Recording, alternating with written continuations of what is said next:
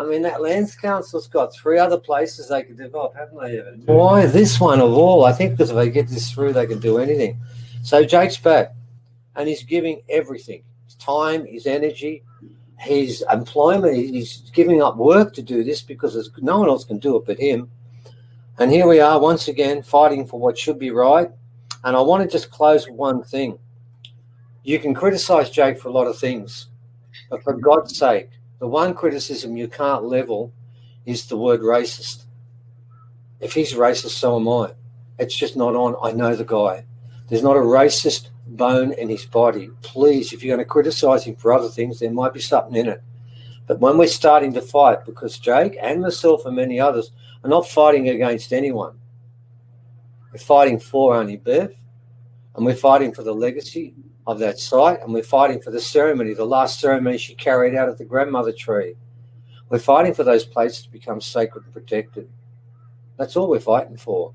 And Jake has been doing it from the very beginning, and thank God he's with us, because without him, we'd be much worse off. So over to Jake for now, and thank you so much for Jake for joining us. And he again will be fighting for Auntie Bev's legacy and the legacy of everybody. Over to you, mate, and thank you so much for being part of it. Well, thanks, Steve, and thanks everyone that's been involved today. It's been a real eye-opener, particularly Auntie Minnie. It's been incredible to hear, especially your journey with Raymond Johnson. I'd just like to start off by acknowledging the land that I'm speaking on today, elders past and present, and anyone that acts custodially of the land, of course, the traditional custodians, but all of the people who over a long, long time have not only looked after the land, but looked after the elders, taken counsel from the elders, given respect to the elders, and passed that on to the youth. Now's the time that we need to do that more than ever. And of course, I acknowledge the people that have fought for actually 8 decades to protect this very, very special place at Kariong. I remember as a young fella, 3 or 4 years of age, I grew up just on the other side of the hill down at Woy, driving along there in my parents' old Commodore. And the road was that bumpy. There used to be potholes that you could probably fit a bus in along Woy Road back in the day. But I remember looking right and left as I came along that road, and it was just the most amazing feeling as I went down that road. The only feeling I've ever had which has been anything like that is when I visited where my father's from Egypt, ironically, or maybe not so ironically. I got that same feeling when I was looking at the pyramids from a distance. And it's, to a lot of people, it just looks like a bit of dry scrub.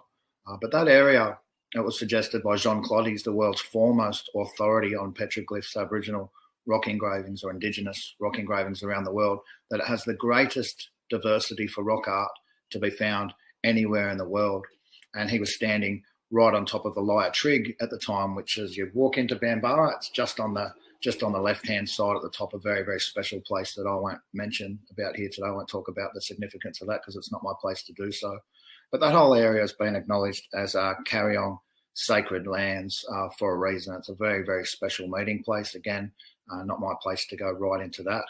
But this place has been a sanctuary to me from a young fella. I had a pretty colourful and exciting youth, to put it nicely. And that was always a place that I'd go to as a sanctuary for myself. I remember my mum bought me some Derwent pencils back in the day as a way to try and get me to, I guess, start heading in the right direction. And I went up around Bambara and more over the other side around Woy Tip, where there's some special sites, and started drawing animal tracks and drawing birds. And I really found that incredibly strong connection in spending time with the land. And after a while, and this is what I often say, you hear the term nature connection thrown around a lot nowadays, don't you? For me, that connection is like getting to know a person. You get to know them, you develop trust. They develop trust for you.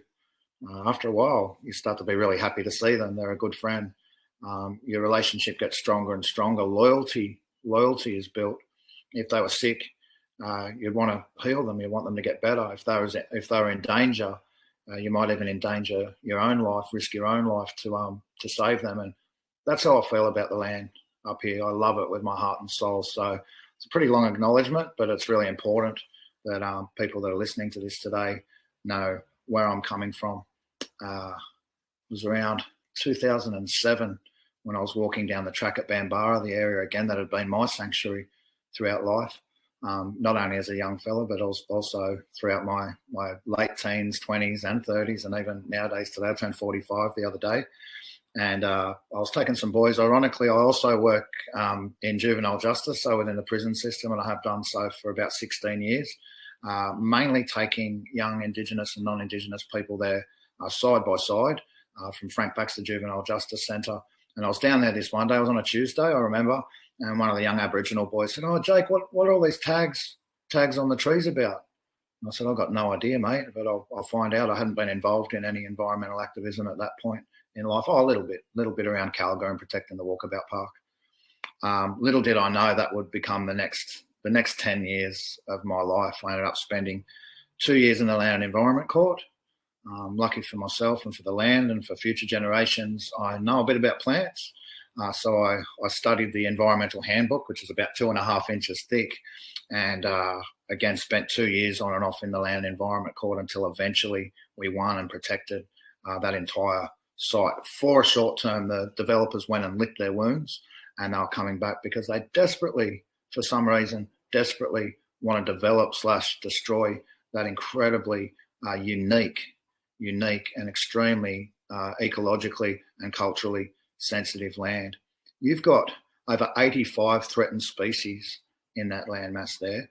And for Darkinjung Local Aboriginal Land Council to say that they're only developing next door and the rest of the land will be left in perpetuity, if it wasn't so terrifying to destroy that land, it would be nearly laughable. It's like cutting off the circulation to the top of your arm and wondering why the rest of the arm starts to turn blue, black, and then fall off. They're trying to take the hanging swamps out of those areas. And in the hanging swamps, you've got the endangered potoroo, you've got the red-crowned toadlet, you've got the giant burrowing frog, all very much threatened species.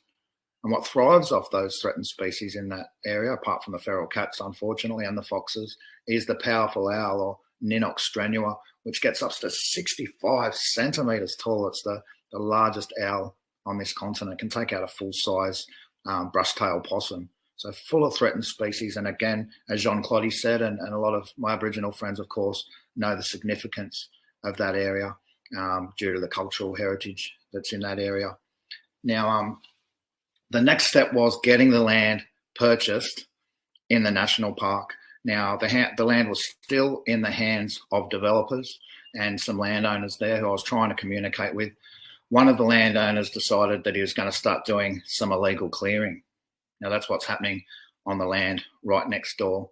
And at the time, a local Aboriginal fellow called Dean Mason decided he was going to set up an activist camp. And the Central Coast had never really seen an activist camp before, but we were all in. We wanted to protect the land. So we spent, as Steve mentioned earlier, we spent 89 days camped at the side of Woiwo Road, nearly 90 days up there, pushing the government to protect that area. The support we received was about 500, the ratio 500 to 1. We had literally a few thousand people come and sign a petition to protect that area. A couple of thousand people stopping in and saying, "We support you, no more development in this area, particularly not in this area." But we did receive incredible opposition as well. It was about half Aboriginal people at the camp and about half non-Indigenous people at the camp. And we put up a sign once, "Please slow down, children ahead," and someone put up a sign, and I won't use the word, saying, "Please speed up," and use the derogatory term about Aboriginal people ahead. I'd never, ever heard so many racist comments and from cars going past. Again, the support we were getting was overwhelming, but the attacks on our camp, as Steve mentioned, throwing beer bottles at us, not cans. If they threw cans at it, that'd probably be all right. We'd be able to have a couple of sips later on.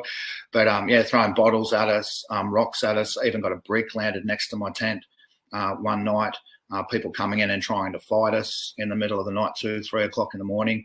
Sometimes they'd come and throw eggs in the middle of the night at us, which was all right. If they didn't break, we could cook them up for breakfast. It's like, "Throw some bread and some orange juice next time, please." But just an incredible experience with the community coming together. I remember meeting with a local politician who I won't name, and they said, "We could send the police in to move you off that land. It's council land." And we said, "Yeah, no dramas, do that. We'll film the whole thing. We'll put it on social media, and it'll probably draw a whole heap more attention to this cause. We'll be peaceful. We won't fight back. But we are here to protect this incredibly important site."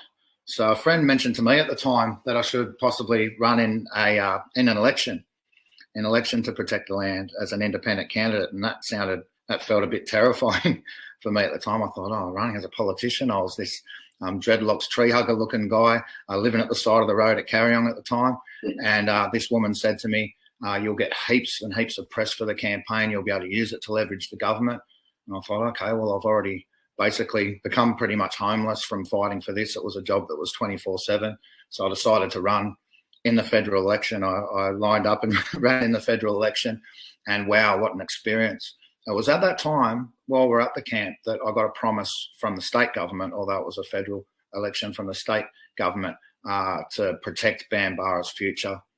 And while they promised to do that, it took us years and years and years, and I had to run in another 3 elections to protect that land, because for some bizarre reason they are desperate once again to destroy that land. How it all ended, in a bit of a nutshell, is I met with the Minister for the Environment, Rob Stokes, about my vintage. Not a bad bloke for a politician at the time, although he's behind trying to develop this land at the moment. I met with Rob and I said, "Listen, Rob, you know I'm worth about 6% of the vote in this election. If I throw all of my energy behind Labor and the Greens, then you know it's going to cost your fella his job down in Woy." And he said, "Yeah, I know that." I said, "I brought the landowners to you. We're discussing ways that it can be purchased under Just Terms Compensation Act. If you don't buy that land, before the election and make it all national park, then I'm going to throw my full support and my 6,000 or 7,000 people that have voted for me behind the Greens and Labor. But with respect, I hate you all equally. I'd rather not support any of the major parties, and I'll just pull back. If you buy all the land, I'll pull back. I won't preference the Libs. I won't throw my support behind you guys. You're just basically buying, not having my opposition, essentially." And he looked right, and he looked left, and he put out his hand and he shook my hand and said, "You've got yourself a deal." And they wrote a check for $15 or $20 million, and we bought ourselves a new national park, and we won. We had that land protected. But now there's another threat, again, right next door. Okay, these imaginary lines, they say that one's a lot and another one's another lot. This land is again full of threatened species and Aboriginal engraving sites. I'm not going to go into the sites that are in that area, but I've spent, you could imagine, probably 35 years exploring that area up there. I lived in a cave up there, doing a bit of a survival mission for about 3 months at the start of the campaign. I was going to the Land Environment Court, showering under a waterfall and heading up to the Land Environment Court from there. And I physically saw a lot of the endangered and rare and threatened species in that area. You've got a plant called Darwinia glaucophylla, an amazing plant. It only grows in a 100 square kilometre distribution range. It's the only place it grows in the world. Now, with this current threat, we've got Darkinjung Local Aboriginal Land Council, and I'd like to show my respect to the elders that I know and some of the people that I know on Darkinjung Local Aboriginal Land Council, because there's some very, very good people on the Land Council, and there's people that most certainly support me personally and also support protecting the land. But what's essentially happening is Rob Stokes comes back into the picture here. He's the State Minister for Planning now, I believe. And after the bushfires, they're scratching their heads and they're thinking, how can we get through a whole heap more of this unsustainable, make a quick buck development? We can't justify it on paper after the fires. We can't justify it with our staff, with our ecologists, with our archaeologists. Do you know that the environmental movement as such used to come from the right of politics, the right-hand side of politics? It was the archaeologists, the ecologists, all the scientists that knew how important it is. In this particular instance, we've got really, really important koala habitat here. So in my opinion, and I'm not saying this is exactly how it happened, I'm just speculating here, just jamming with some thoughts. The likes of Rob Stokes has met with the heads of some of the people in the New South Wales Land Council. Great respect to some of them as well. I know some of them. But how can we do a big cash grab? How can we get development through, particularly in the Greater Sydney area, where you've got critically important koala habitat? You've got heaps of Aboriginal sites in that area. How can we get this through? And this is going to touch on what Steve mentioned earlier. They came up with a perfect plan. So they empower as such the local Aboriginal land councils to destroy some of these most incredible, sacred and environmentally, culturally rich sites. And if anybody stands in the way, what are they going to do? They'll call you a racist, which is interesting considering many people in our group are of Aboriginal descent. So what the state government's trying to do, through Rob Stokes, in my opinion, I should say, is trying to get over 100 Aboriginal land councils in the greater Sydney area to do these developments, these totally unsustainable developments. There is some okay developments happening as well. I'm not anti-development, but they're trying to get these developments through in some of these incredibly special places, often koala habitat. Several of the developments that Darkinjung Land Council want to do are in koala habitat, also covered in engraving sites, and in this case, the very, very special and very mysterious Kariong hieroglyph site. It's important to say it's not right on the hieroglyph site, but for people out there that love that area, that have the same connection that I mentioned earlier, do you want to see a great big housing development right next to the Egyptian hieroglyphs? What are we going to end up with? Graffiti? We're going to end up with people taking their motorbikes through there. You know, we could end up pretty much with the destruction of the site, certainly the ecology of the site. And it's just too important to lose. I won't say selfishly, but from my personal perspective, I want to continue to use that area to educate young people, particularly young people that are heading in the wrong direction, in a bad and destructive direction. I remember Auntie Bev Spears said to me, I had the privilege of walking the land with her for 4 or 5 years, and Auntie Bev shared many, many stories with me about the land and a fair bit about bush tucker and bush medicine too. She said that she likes to shine light this isn't verbatim, but she likes to shine light in some of the darkest corners in our community. And with some of the young people in particular and the older people, she'd work in some of the worst prisons with some of the roughest, toughest people that have been through some of the worst things. And she believed that when you did that, when you lift people up, that society's thrown away, that just changes things. It changes things for the better in the big scheme of things. And Auntie Bev really, really inspired me. I was already on that path, and that may have been why we connected so much in the start. But this is the time where good people, whether we're black, white, male, female, gay, straight, Muslim, Christian, this is the time that good people really need to come together. This is huge what they're trying to do here. It's huge for me personally, and it's huge for, I guess, international archaeology to protect this site. But this is about something much, much bigger. They are going for these important sites relentlessly. So we need to stick together, as we've done today. As everyone that's joined us, I'm sure, has a real interest in protecting this site. We need to really, really bind together like we never have before, not in a hierarchical type situation. We need to roll up our sleeves and do the hard work. We need to send the letters. We need to keep it respectful. We're dealing with human beings. We need to keep it super, super respectful. We need to get in touch with local, state, federal politicians, international archaeologists, anyone that we can, to not only protect this site, but to push for sustainable development. Sustainable development in general. Of course, we need to protect these sites, but a lot of campaigns end up being no campaigns. No, you can't do this. No, you can't do that. Let's turn this into a yes campaign. Let's find a way where we can support the land councils, if you like, in doing world-class sustainable development that not only doesn't see, what do they call it, green tape, doesn't see the environment and cultural heritage as an obstacle for making money, but can actually see it as the centrepiece of something which A, should be protected, B, can actually help build our economy at the same time. You know, we haven't even tapped into sustainable tourism here on the Central Coast. And of course, there's places that people shouldn't go, and there's places I never take people at all. There's a lot of places I know that only Auntie Bev knows that I know about, and I shared that with her and a couple of other Aboriginal friends.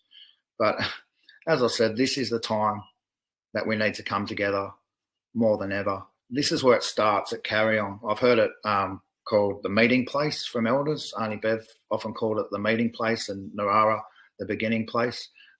This is where this real movement starts. I hear people often talking about, you know, there's a massive shift in consciousness. Okay, maybe there is, but that doesn't negate hard work, rolling our sleeves up, all the unsexy stuff that has to happen in the background, the letter writing, the ringing the politicians, and the not giving up. you know, just to protect this land at Kariong. I'm not giving myself a pat on the back, and I don't want a pat on the back. This is like defending a loved one, protecting that land. And if we can have that attitude and get connected with that area, spend time in that area, you can come and join me and Nina and everyone that's involved in this to see this beautiful, incredible area, so you can actually feel it. There's lots of documentaries on YouTube and lots of information out there. Get in relationship with this land. And this, again, is just the start. We need to create a safe and sustainable future for our children and our grandchildren. It's what it all comes back to. I'm not very esoterically spiritual, if that's a term. My spirituality is look after the elders, listen to the elders, take counsel from the elders, look after the youth, look after the land. Bam. That's it, pretty much. I'm open to other things, but I feel that needs to really be our focus from here on in. I should say in my opinion, but I'm not going to. I really believe that needs to be our focus from here on in, or else there's just no future for future generations. If people want to get involved and want to help, I believe that Steve and Evan have been sending around an email to followers if you want to subscribe, and Steve could maybe put something up in the thread here to show how people can get involved.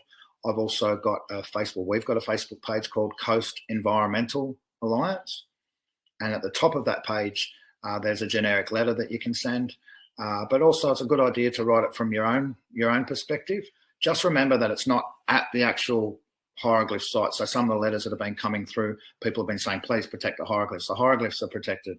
The grandmother tree is protected. But again, to use that metaphor of cutting off the circulation to the top of your arm, that's full of hanging swamps in that area, endangered ecological plant communities. And something to be considered endangered, it's a big deal. It means it's becoming extinct unless we change what we're doing. It's something like the Threatened Species Conservation Act of 1995 stipulates for categorisation that the plant or animal or plant community is believed to be becoming extinct in nature in New South Wales unless a threat to its survival or evolutionary development ceases to operate. So basically, if we don't change our ways, those plant communities are becoming extinct and all the life that they support. So again, if you jump on Coast Environmental Alliance on Facebook, I've got a Facebook page, Jake Cassar Official, as well, and Jake Cassar Bushcraft. I'm on Instagram. My phone number's on my website. So if someone wants to send me a message with those magic words, what can I do to help? I will direct you to a link where you can send a letter. Now, it's really, really important to say, everyone, that this is only the preliminary stuff. Darkinjung hasn't put in a planning proposal yet. They are trying to rezone the land, and I use they loosely because, again, we're getting a lot of support from people on the Land Council, significant support. It's really important to note what they're trying to do at this point is change the zoning. The zoning of that whole area, because it's surrounded on one side by National Park, is Environmental Zone E2, and that's the highest environmental zoning that private land can have. They're trying to change that to allow the bulldozers to come in. Again, there's been illegal clearing. I was able to uncover who did the illegal clearing, and we're just following up on that to try to get the land regenerated, new cultural heritage reports done. There's a whole heap going on there. So again, everyone, Coast Environmental Alliance, get in touch. Send me those magic words. What can I do to help? And let's stick together. This is just the start. Let's stick together like we've never stuck together before to create a safe and sustainable future for our kids. It's now or never. Thanks for your time, everyone. And how did I go for time? Okay? No, you did good. All right. Beauty. It's about it. Is that about right?